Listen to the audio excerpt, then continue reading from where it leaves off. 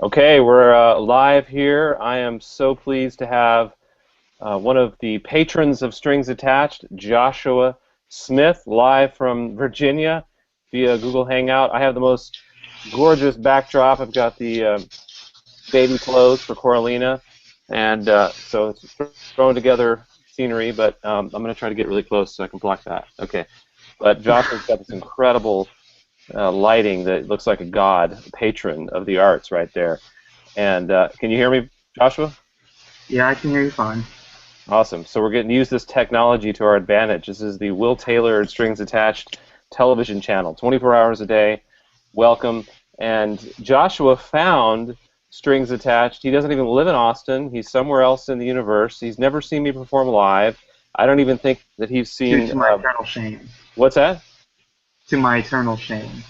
Your eternal shame. That's right. Yeah. Yeah. We got to change that. Okay. And this is the closest that we've ever been to like meeting in person, like seeing each other face to face. But somehow, it's really exciting for me, and it's sort of part of fulfilling that dream of the whole idea of John Pointer's patronism site is that we can microfund artists, microfund ideas by many people from all over the world that believe in these ideas, believe in the music, believe in the art.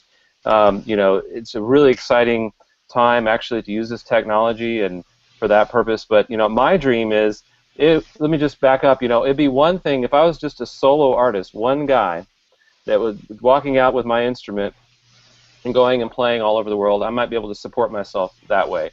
But I have Strings Attached. If you come to Austin, you'll see I have many, many, many musicians that I work with, and sometimes we have 10, 15 people on stage. These are very expensive productions. They bring a lot of joy to people here in Austin, and of course we record those things, music. We record those shows, and the music is distributed all over the world, so that you can download it and listen to it. But the question is always, as a producer, as an artist, somebody who leads bands, all the way back to Ellington, the music of Ellington, or Count Basie orchestras, like how do we fund these large ideas? Even Aaron Copland, and the way, as Joshua knows, that it was done in the time, the 19th century, is you had wealthy patrons that took it upon themselves to say, look, this guy Beethoven over here, I want his music to survive. And so I'm going to fund his living for maybe a year, and he's going to write music and not have to worry about how he feeds his children and pays his bills. And so I'm getting kind of going all over the place here, but the idea, again, we're producing these shows, and my dream would be if I had some sustaining support that came in every month. So I have about 15 patrons, maybe 15 to 20 patrons, and Joshua is one of those such people that just, I'll let him tell a little bit about himself, but put a little bit of money down each month, and one day I dream that I could wake up, not have to worry about that money to fund these projects as much. I could go out and play, not only do these great shows and great arrangements that work with incredible artists, but I could visit retirement centers, I could visit schools, bring this incredible quality to the people that can't get out to the music. That's part of my dream too. And so people like Joshua, if they get on board, if we get enough of you, what if we get 1,000 patrons, and I can wake up and just take this music all over town? I think that's possible. I want to invite people. That's why I'm making these videos and saying, look, there are people like Joshua that exist, just like you and I. It's not a weird concept. So that's where I'll leave it. Joshua, tell me a little bit about yourself, what you do for a living, and how did you come to find Strings Attached? You told me on the phone a little bit earlier, and why you decided to put a little bit of money down each month. Like you're currently a patron, that you put some money down. So go ahead, tell me about yourself. So, like Will said, I'm Joshua Smith. I'm a software engineer in Northern Virginia. Um, so what I do is I sit at a desk and bang on a keyboard and things happen. And I mean, it works, right? It pays the bills. So actually, when I found Will, I found him through a Kickstarter campaign indirectly. I am a I guess colleague of Will's is a guy named Elias Haslinger, and he ran a Kickstarter campaign because he wanted to produce a jazz album, and I ran across it back when I was in college and thought it was a cool idea, and he was had some reward tiers that dealt with this thing called patronism, and I was like, ooh, what's this? So I looked it up and ran across Will, liked the promo stuff that he had out for him and his band. So I did a monthly subscription. That was 2 years ago, give or take, I think. Yeah. It was something like that. So I've been funding it for a while. Right. Just ran across it by chance, liked it, and believed that it was worth funding his continuing work. Mhm. Um, it was really, I liked it because it was kind of unique. I'm from Northern Virginia, and I hear a lot of rock, I hear a lot of pop, I hear a lot of crap I don't like. Um, Mhm. and it was very different. There's this a bit of jazz and a bit of folk in it, and it was a breath of fresh air for me. So I decided, I think what this guy does is worthwhile, and I'm willing to give him something for that. And I mean, if you look at my Kickstarter campaign, my Kickstarter profile, yeah, I do that a lot. That's great. I'm, I've funded a number of people for stuff over the past couple years. Yeah, Will's a good guy. It's like the democratic process, in play with Exactly. bits of money.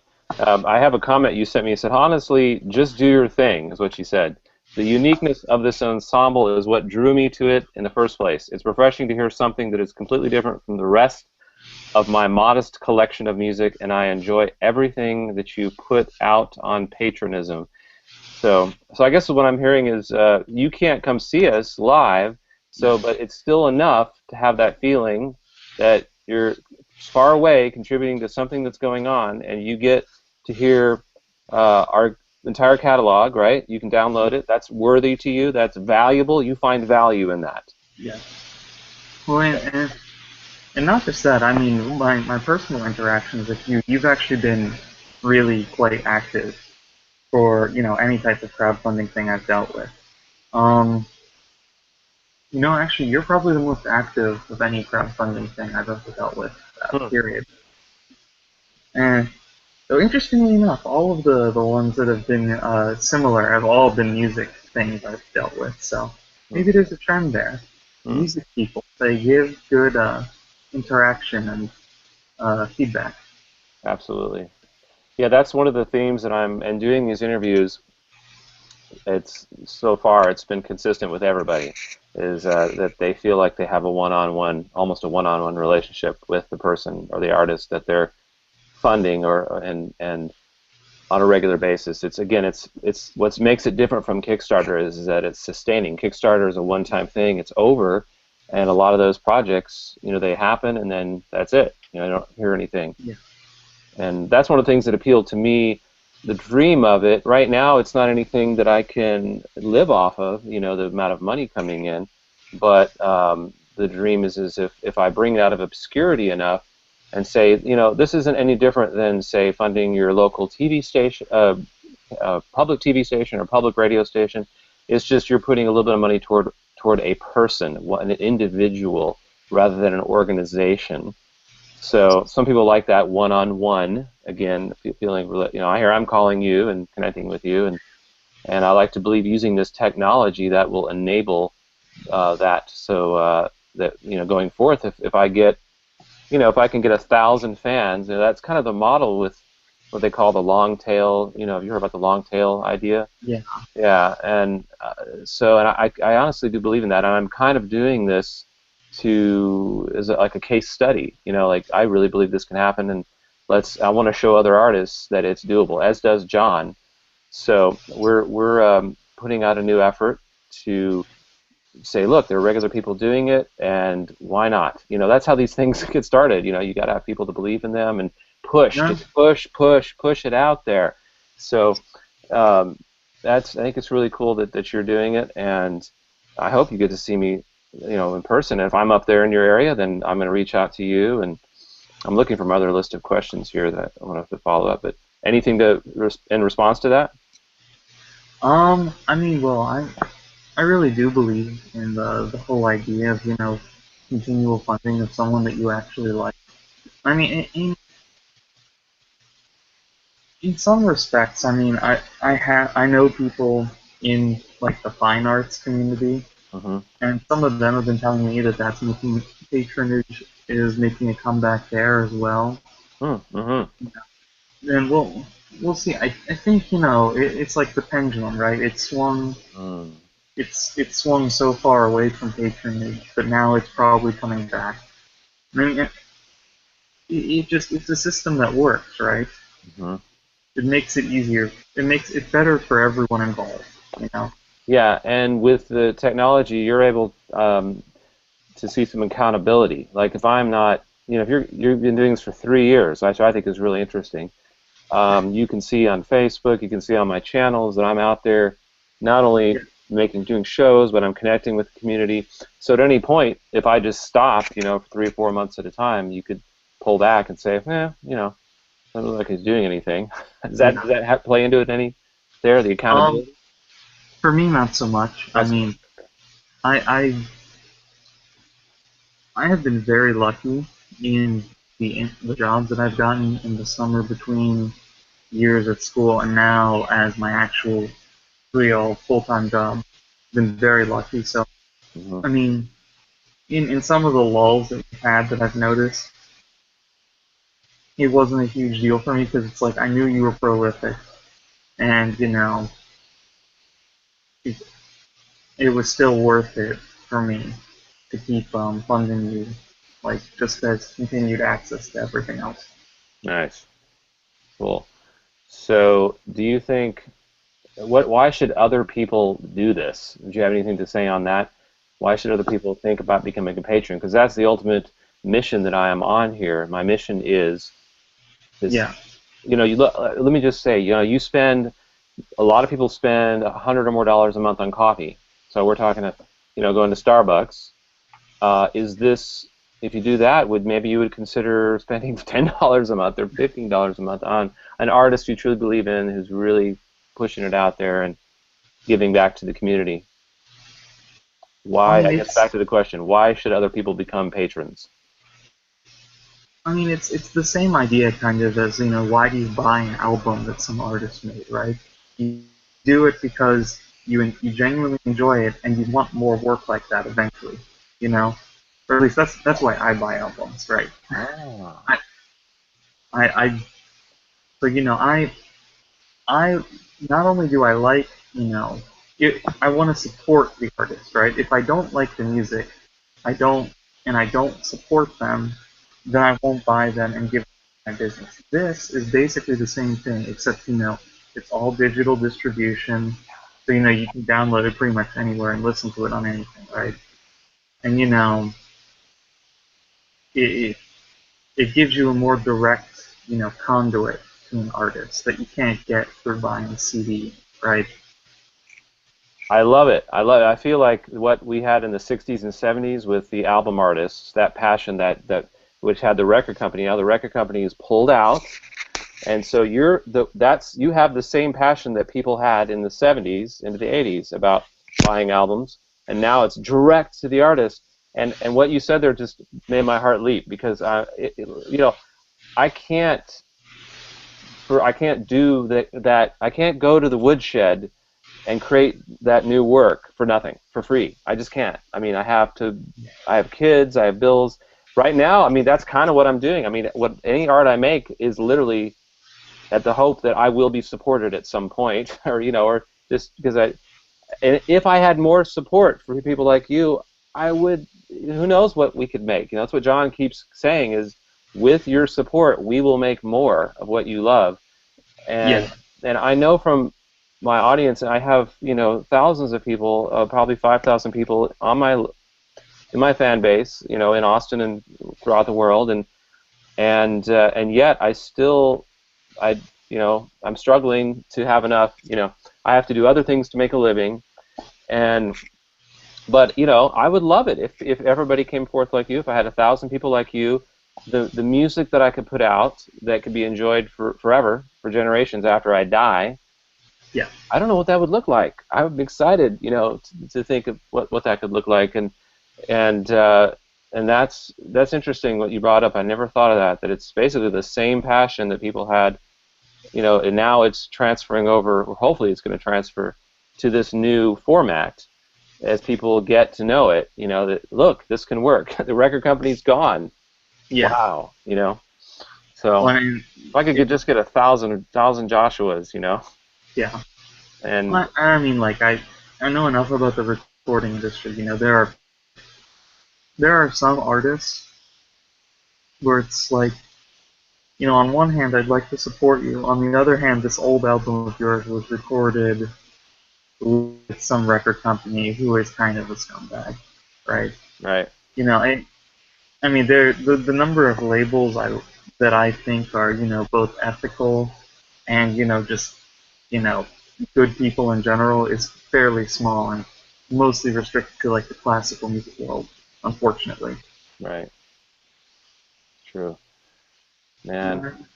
Well, So, I appreciate I your hear, Go ahead.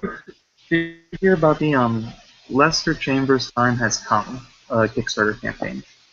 No. So Lester Chambers was I think R&B artist or something like that back in like the 60s or something, 60s Hmm. and 70s, and he had him and his group had some hits back in the day and had a couple good albums, and he did the Kickstarter campaign because he did like an AMA or something Hmm. where he talked about how an artist who didn't drink away all the money, didn't never got into trouble with the law for drugs or anything, never saw a cent of the royalties from his work, And so Wow. yeah, exactly. This whole system with patronage is better for me because it's direct, right? There is no there's a middleman, but it's a middleman that you know personally, right? And other Exactly. people know personally, Yeah. a trusted quantity, right? Yeah. Yeah. He's an actual, composer, musician, creative person who's on that same path. He's at the helm of the entire thing. So, you know, he's deserving. He's the guy. He's the visionary. So, and Yeah, I always love that when you actually have. It's kind of like when you get these gurus out there, a lot of times that are teaching you how to do these things, but they don't actually haven't done it themselves. You know what I mean? yeah, I'm always distrustful. I like to study with the teachers that are still out there doing it. Like I'm studying with this sales expert named Grant Cardone, and he has all these great lessons, but he's still out there doing it himself. He will do everything that he is teaching. So that's what John is. John's still on stage. He's helping musicians. So it's a great company organization that he's put together. So you yeah. have that trust built in automatically. But it's taking. I don't. You know, is it because the old system is still has its tentacles everywhere? But this is taking a lot of effort to become more popular or more in the mainstream. Like that's what part of this mission is too. Is like I think this needs to be the mainstream. Look at this. I'm on Google. I'm having a conversation with you. 2,000 miles away. All the tools exist. It's ready to go. What do you have do you have any idea why people are not just jumping on it? Well, for patronism in particular, just out of obscurity, you know, like Right. I'm the only person I know that uses it. I have a friend who's interested, but he's in a really bad situation financially, so he can't actually afford to do it. Right. I see. Um, So you like think it's just an obscurity thing? It's like people don't know it, and they're not gonna. It's risky if they don't know other people are doing it or adopting it, like exactly. CDs. When CDs came out. Yeah, it's like all digital formats, right? I mean the other thing too, um, is not just obscurity, Hmm. but there's a high degree of variation, inside of it, right?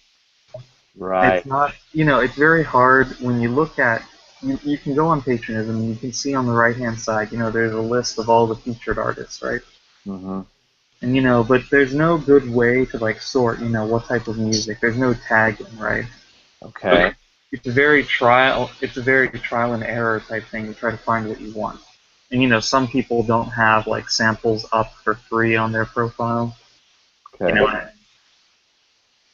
but I mean, this is the process of evolution that all websites go through, and I feel it's only going to get better. Absolutely. And from your standpoint as a programmer, are you doing, is it web stuff that you do or No, I do like backend for the back end? most part. Cool. But the whole process, anyway, of what you do is similar, like the minimally viable product, right? And then you build from there Oh, don't I know it? and shed off parts you don't need. I mean, that's all we're gonna do with this. Yeah. Yeah, So, yep, let's keep the dream alive, you know? Let's keep definitely. it possible with folks like you and I thank you. This has been great. And I guess the other questions I had is why you became a patron. We covered that. Why is it important? What you get out of it. Um, and I got some great suggestions on basically, curating the content would be helpful, I guess. Yeah. And that's just a general problem with everything being available now. Endless shelf space, right?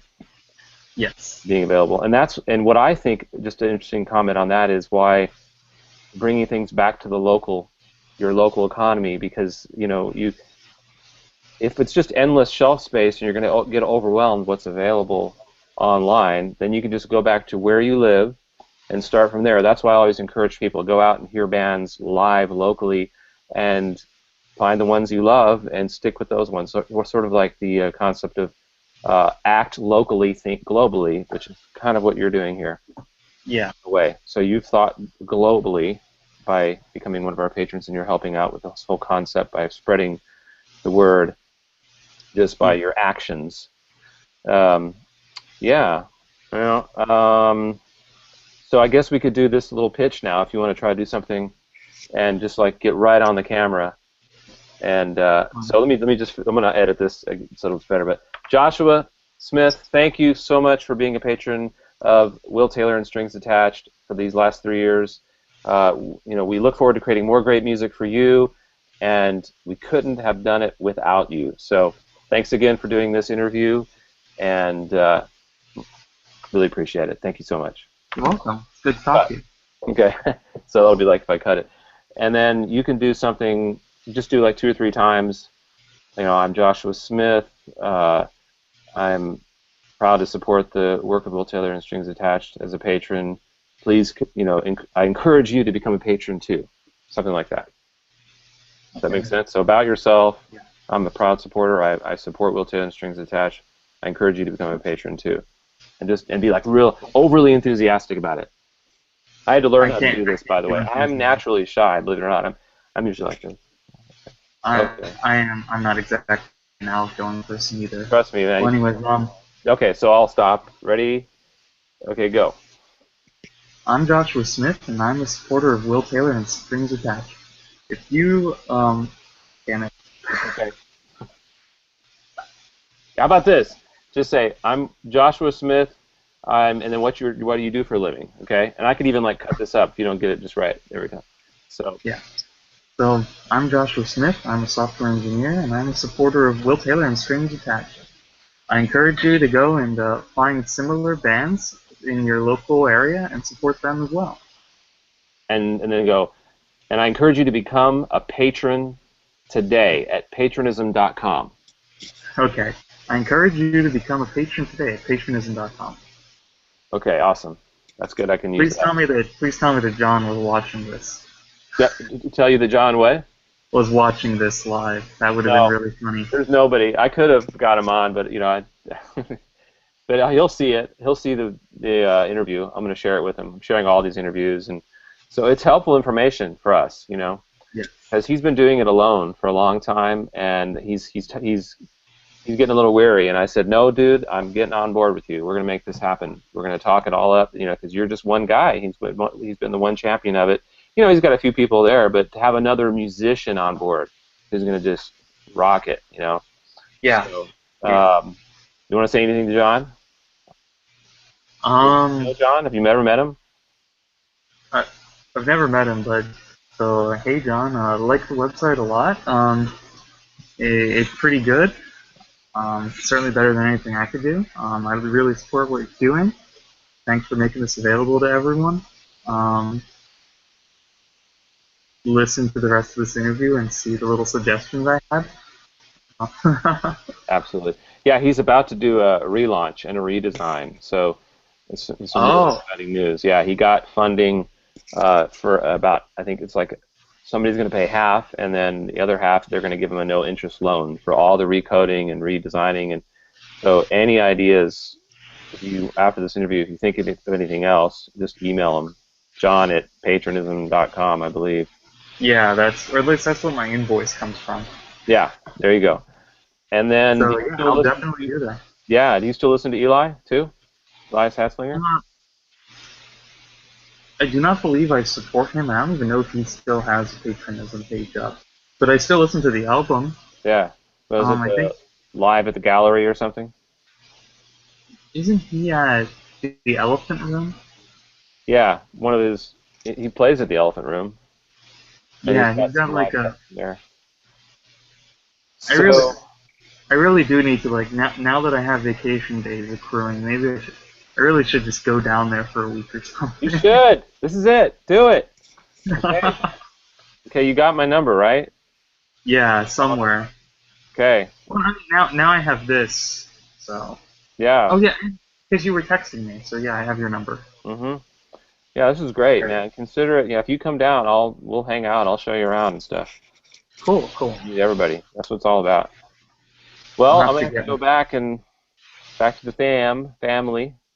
Okay, I don't want to keep you from that. No, this is really good. This is very helpful, and you're one of the troubadours of patronism. So feel good about that. Cool. Well, Okay. Yeah, and let thanks me know again. if there's anything you want to hear or you want to see that of my collection that you liked. Matter of fact, Elias, I don't know if you knew this, but he's on my very first record. You know, we went to high school together, and 3 years after I graduated, we did a record together. It's on patronism called Real Life. He plays saxophone all Oh, over he that. was on that? Yeah. That was So a pretty good album. yeah, do you remember that one? Real Life, Yeah. REEL. Yeah, Yeah. he's a saxophone player.